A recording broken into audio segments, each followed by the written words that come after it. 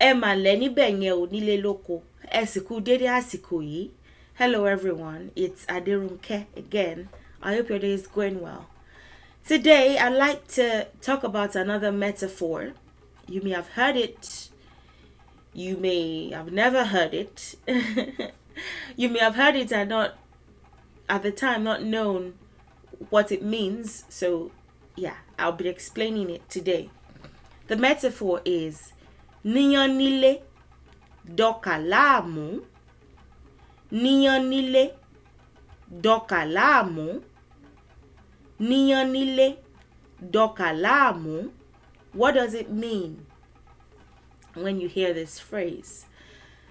First, I have to say that I wish people would watch my videos on metaphors more, because they're just as important as every other video. If you learn the Yoruba language, you know what you call a cup. You know how to say I'm hungry. You know how to say I want to eat. You know how to say I'm in love. You know how to say I love you. You know how to say the basic statements that you'll be needing, on a daily basis. But you don't learn the metaphors and idioms, considering the fact that we use them even more than people do, than English speakers do. Then you will find that you've not really learned the language at all. You know that this is Igbano. Let's say. You know that this is Igbano. You know that this is Owo. Oh, yeah, it's green. So it won't show properly. Oh, sorry. I know that will make some noise on my microphone. You know that this is Ero Ibanisoro. You know that this is Iyarun. You know that this is Okuta. You know that this is Ife. You know that this is what is around me that won't affect the quality of my video if I lift it. I don't think there's anything else that I can lift if I don't want to turn this upside down. But you know what things are called and you don't know idioms. I think even for the English language, there are real life examples of people who translated idioms and metaphors literally and got upset over it, when in fact what they got was a positive wish. I think there's one Tiffany who at the time did not know. I don't know what I just came across it at some point. I think the person told them break a leg and they got mad over it. You don't know what it means when somebody says it's raining cats and dogs today. You don't know what it means when somebody says don't put the cart before the horse. You don't know what it means when somebody tells you let's call it a day, we've had enough. You don't know what it means when somebody says, oh, it kicked the bucket last year. You don't know what it means when somebody says somebody is under the weather today. You just know what it means when they say, oh, she's out sick. But you don't know what it means when somebody says someone is under the weather. Have you even learned the English language? Do you even know the English language? So you can take that and translate it over to the Yoruba scenario, where we use metaphors and idioms and proverbs steadily and similes. Steadily is like before a Yoruba person says the least Yoruba speaker who already is not really a beginner but speak it the list, before they utter 10 sentences, and I'm sure it would be less, before they utter 10 sentences, they've uttered at least one simile or one metaphor or one proverb, or they've personified something, or they've so it's critical for you to try whenever you see a video on metaphors. It's critical for you to watch it. This one relates to food. This metaphor relates to food, and one of the first things that you will notice is that food is not equal in the Yoruba culture. I think I have 2 posts on it on my Patreon on food and hierarchy But I'm just going to say some things here. I don't think I mentioned these in the articles. I went a different direction with the articles that are on my Patreon. But foods are not equal. You can pass a message through food. If somebody serves you pounded yam today, or even eba, actually, if somebody serves you eba or amala today, let's even stick with, let's go to the king of meals. Let's go to Niyan. If somebody serves you Niyan today, and on your next visit they give you a bowl of gari, and their attitude towards you is not necessarily as pleasant, it might be a good idea for you to back off, because maybe you stepped on their toes, or maybe they just don't rate you like before. But you can even use food served as an expression of how you currently feel. You can use food served as an expression of how you feel. Our daters, let's move to daters. Our daters won't eat just anything too, apart from the hierarchy, apart from the fact that with the hierarchy, I think what makes some foods more higher than the other on the scale of importance, or like on the scale of respect, is some take more effort to grow and prepare than others. Before you plant yams and they grow, and you slice them and you boil them and you pound them, it takes a considerable amount of effort. And so even the kind of food that you serve someone could be an expression of how important you think they are in the culture. Let's be honest. I mean, things are changing now. It's a different generation, but yeah, if you're going traditional. So yeah, there was something that I noted regarding the fact that dates won't eat just anything. So you can't give Obatala a meal that has salt in it, or I don't want to say even they are picky eaters, but they won't eat just anything. They won't collect. It's like you want to take a goat, a black goat to Ifa. It's somehow you can think of something else, or you want to just think about things that even deities don't eat. For similes, foods appear everywhere. For similes, foods appear as metaphors. You can use foods as metaphors for people. I don't know if you knew that before now, but you can, and it is the case in this metaphor. I'm editing and I just realized that using foods as metaphors for people and categorizing them into snacks and meals is not exactly foreign to the African American culture. It's funny how things come full circle, because this is not the first time that I've seen something come full circle. When you say somebody is a snack, oh, she's not just a snack, she's a whole meal. Or saying somebody is a snack, these are things black people say. So to see where that may have come from, well, maybe not necessarily, but to see an indicator of this, what I'm teaching, in that what is considered new pop culture, but lets me know that it's really not all that new. Reminds me that it's really not all that new.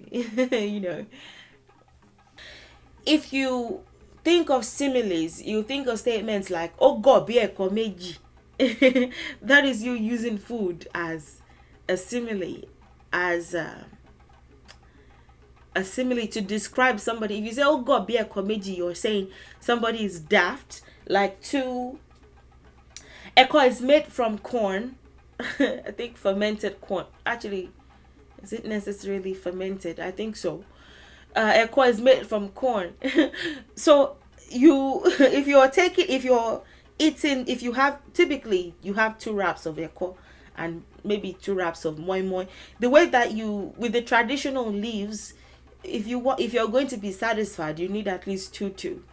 So when you're eating one, what would I call one serving of eko, the other is supposed to run away. Apparently, if you're eating two, if you're eating one, the other that is waiting for you to come to it, it's just a joke, really, is supposed to run away, because the second echo should know that you're going to eat it too, but it just stays there and look at you, and so you say, oh God, be echo meji. That is, the person is just as daft as 2 servings of echo, two, not necessarily 2 servings, 2 modes of echo. Because the other is supposed to run away, like, oh, if she's eating the first echo, she's definitely coming for me. But they don't run. Of course they can't run, it's just food. But it's just a simile. You can personify food. I will come back to food, the food hierarchy, and maybe talk about it. Foods are not equal. There's also talejo ba tin fa pari isu oyan eleti to lo. Once you go to somebody's house, maybe they served you the day before you came, the next day, and they take the, if you know how a tuber of yam looks, they take the top part, which is usually hard and not really as tasty as every other part. The bottom of the yam and the head of the yam typically don't taste as good. They taste bitter. So yeah, of course you can cook it all together if you're just making boiled yam and maybe eggs. But if you're making Niyan, it's best to leave the head of the yam and the bottom of the yam out. So if they start to show you that head of the yam and say, look, we don't have any more yams at home, then it's time for you to go, because what they are saying is, not only are we unable to, or we, maybe not necessarily unable, but not only are we unwilling to feed you, please just go. So that's how that is translated. Even oriki, oral literature, oriki as well. If you think of oriki yemoja, you find food. If you think of oriki oshun, you find oriki is just everywhere in the language. Sorry, not oriki. Food is just everywhere in the language, in similes, in metaphors, in personifications, in wishes, in all our literature. There are even songs for foods. Iyan funfun lao, for pounded yam, for iyan. Iyan funfun lao, aje senu wuke, aje takiti ponla, ponla. Iyan funfun lao, aje senu wuke. So,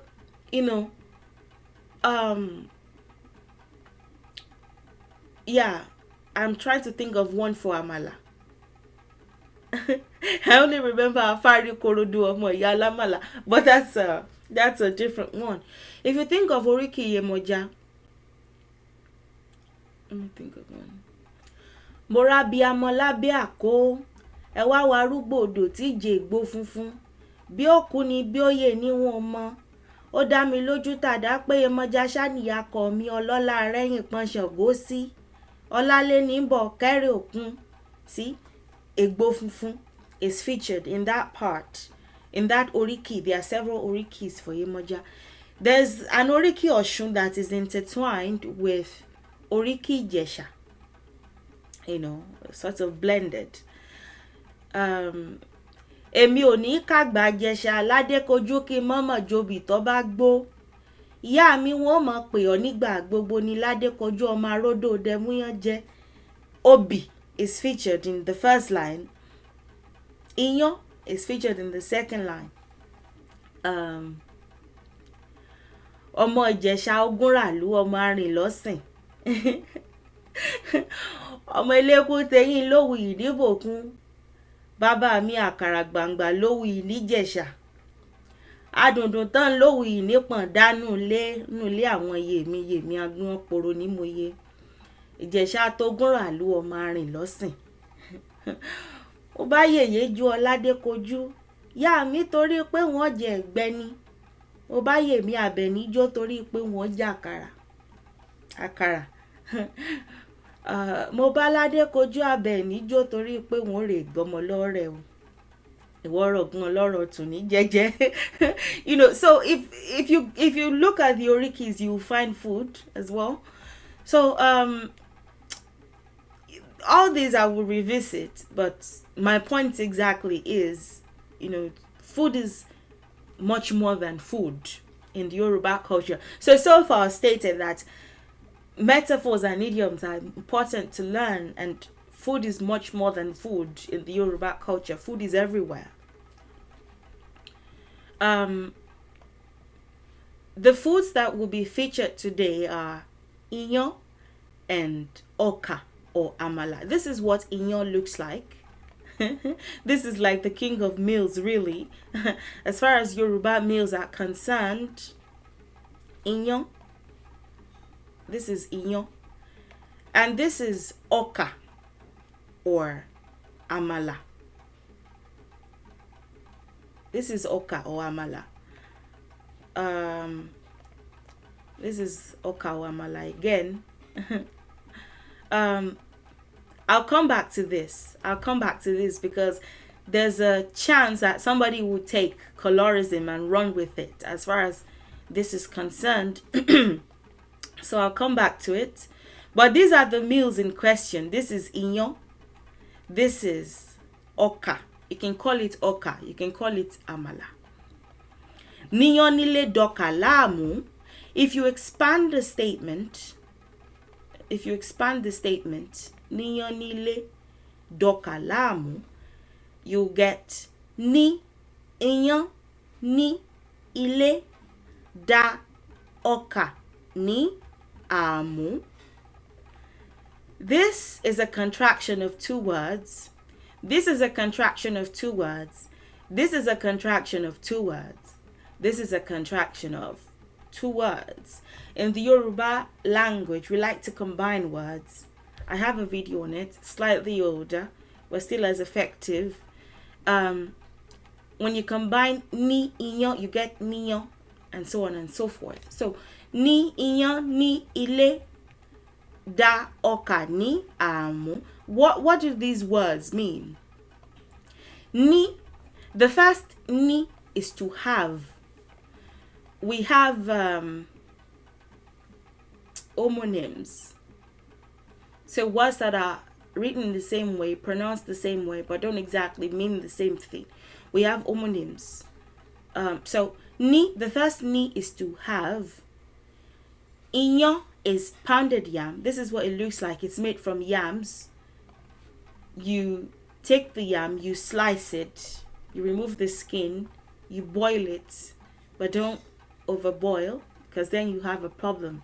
The Níyán would be kind of disgusting if the yams are overboiled. You can't. At that point, you just have to forgo the yams, I guess. Count your losses and just make eggs. Or if you have ekpo ukpa at home and you're starving, just once it's overboiled, it's gone. And then with a mortar and pestle, pound. But there are other solutions though. I suppose if you can't go through the asso, there's the flour, yam flours. Did I just say yam flours? Different types of yam flour that you can use. Back here, Níyán is pounded yam. The second Ní is at. Sometimes Ní is, depending on what comes next anyway. Sometimes it's on, sometimes it's, but depending on what comes here, it's at. Ilé is home or house. Home. Da is cause. Da is the actual word, but sometimes the pronunciations of words change in sentences. Da is the original word, and that is cause, or depending on what comes after, it could be pour, it could be turn, depending. But here it's cause. Oka or Amala is cassava flour meal. This one is made from cassava flour. Once you grind it has to be dry still. once you grind the cassava, actually it's not even, is it cassava now? Sometimes it's cassava. There's also inyom that is made from plantain. Sorry, there's also amala that is made from plantain. But I think the authentic one is made from cassava. Is it cassava? I think so. But it's a kind of cassava anyway. It's a kind of tuber. See if I can find a picture. Elubo is the flour that amala is made with. Elubo can be made from cassava, and in that case, if it's purely cassava, then it must be lafun that you want to make. Lafun is similar to amala, but it's not quite amala in taste or color. Sometimes you can use ogede, plantain, but the authentic amala or oka is made from brown yams. I think that is what I'll call. For some reason, I've always called those kinds of brown yams cassava as well. But although they're all tubers, there's a distinction. It's yams still, not cassava, not ege, not cassava. It is, those brown yams look like cassava. Maybe not, they don't even necessarily look like cassava. But for some reason, I've always made that error. They are brown yams that are ground into powder. And it is that powder that you call elubo. And it is from elubo that you get amala. So it's not cassava. It's not cassava. Please ignore what the notes say. It is, just say brown yams. Brown yam meal. If you will, for oka. Just say brown yam meal. Okay, so this is what I think they are still called yams regardless. They are still called issue regardless, but elubo issue elubo, the kind of yam that is used for elubo, it is the elubo that is then made, that is then stirred in boiling hot water and turned to amala. So from this is what they look like in their raw form. This picture is not clear, but yeah, this is ishu elubo. This is what they would look like. And then when they are ground, it would be something like this. All these pictures are not as impressive as can be, but anyway, this is what they would look like. And then you will get amala. For the kind of yams that are used for inyo, Nigerian, because I know there are different kinds of yams. Nigerian yams. Yes, this is the kind of yam that is used for inyo. Ni, the second ni is not necessarily have or at. It introduces what is to be said next. So it's sort of like sometimes it says as the where, sometimes it says as the what. It introduces the what. The what is to be said next. That is what ni is doing here. Then amu can be trouble, it can be confusion, it can be frustration, it can be chaos, depending on the context. Here it is trouble. Let's just stick with trouble for this one. So when you put these words together, you will get have inyo at home cause amala or oka trouble. That is what Niyan, Nílé, Doka, Laamu is if you translate it literally. To have pounded yam at home and cause amala is amala. Really, there's no need to give these meals English names. Have inyo at home. This was for the purpose of just letting you know what they are. Because if you've never heard those words and you've never seen those meals, I think right now people are trying to, I suppose, people call all kinds of swallows, meals that you swallow, people call them fufu outside Nigeria, which is interesting because that fufu is like a separate one. This is Niyan, this is they are not all called fufu. They differ. Please. To have Niyan at home yet cause amala trouble. When you translate it further, it would be to have Niyan at home yet cause amala or oka trouble outdoors.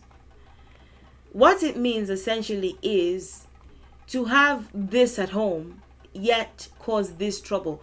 To have something good at home yet seek out something less. To have something good at home, something established, yet seek out something less. The further translation and what you would be saying if you use that metaphor would be to have a spouse, yet seek out a lover. To have a spouse. I was going to talk about it's not related to colorism at all. There is hierarchy in meals in the Yoruba culture, and so foods are not equal. The only reason why this is rated higher than this is because this takes more effort to prepare. 1, 2, it's just a little bit even more delicate as far as the preparation is concerned. Like I said, you can't overboil the yams. You can't.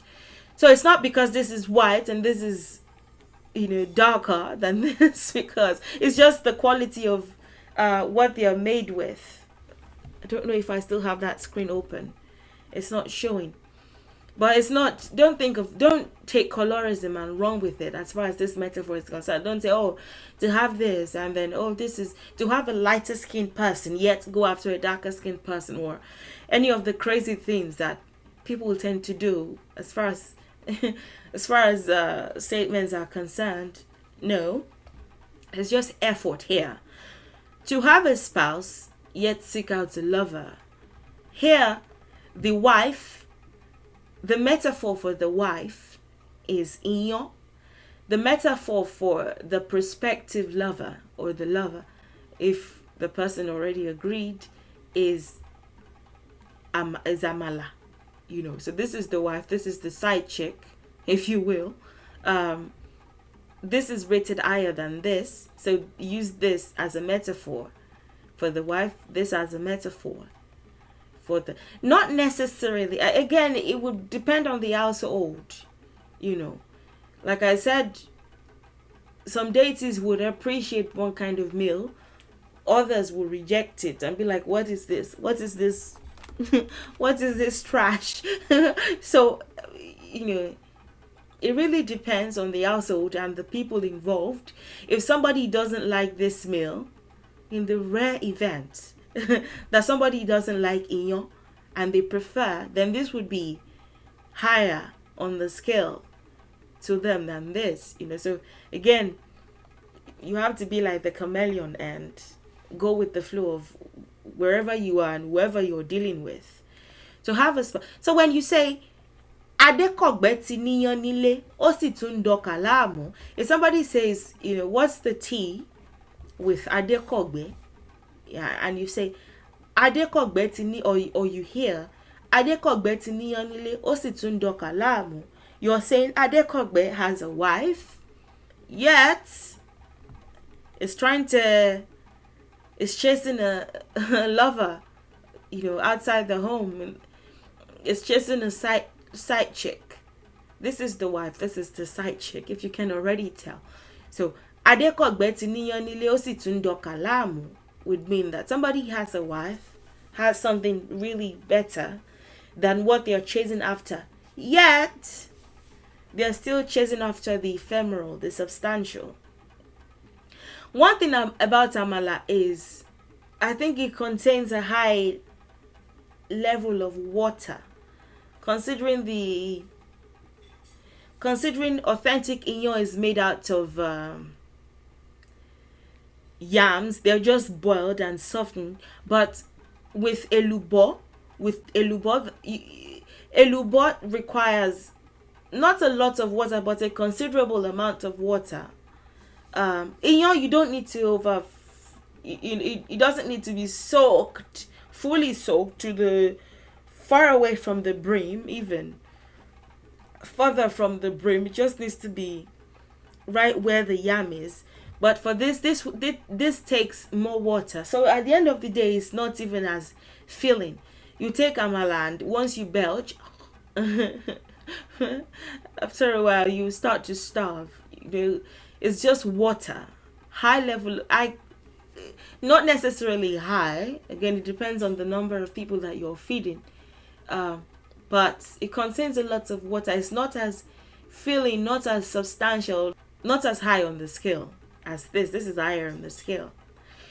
So you have something good at home, yet you're chasing after this, is what that is. I hope you enjoyed this video. And with the reason why we use metaphors and symbolisms, because even metaphors involve words. Sometimes you don't even want to use words.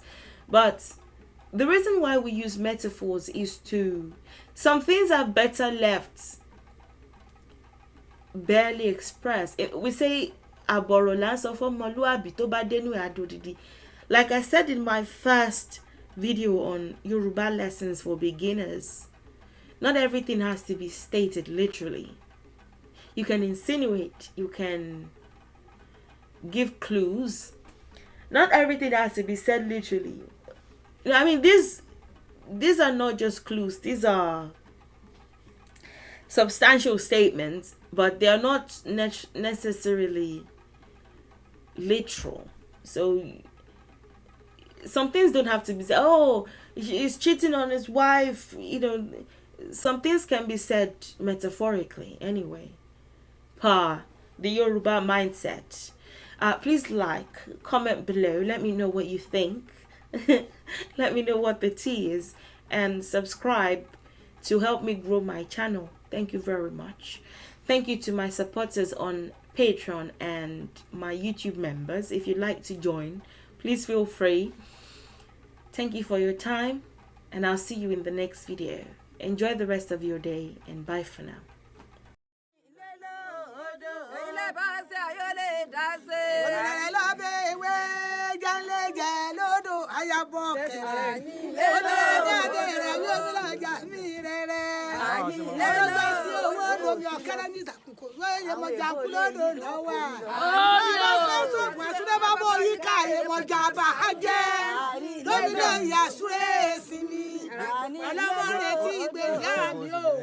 Omirere lábẹ́ ìwé jẹ́lé jẹ́lé lódò ayábọ̀ kẹrẹ̀. Ilé ẹni sọgbọ́n yọkẹ́ nẹ̀yìn òfin yóò kó àjíṣáájú bàbá rẹ̀. Sọgbọ́n yọkẹ́ àrọ́jọ́ òsì yẹn. Eléṣẹ́ olúmẹ̀ẹ́ni ẹ̀sìn òjò mọ́yá fòdé sákẹ̀rẹ̀. Lọ́wọ́ wọn sọ ọ̀jẹ̀ báyìí wọ́n dágọ̀ wọn àṣekúnlẹ̀.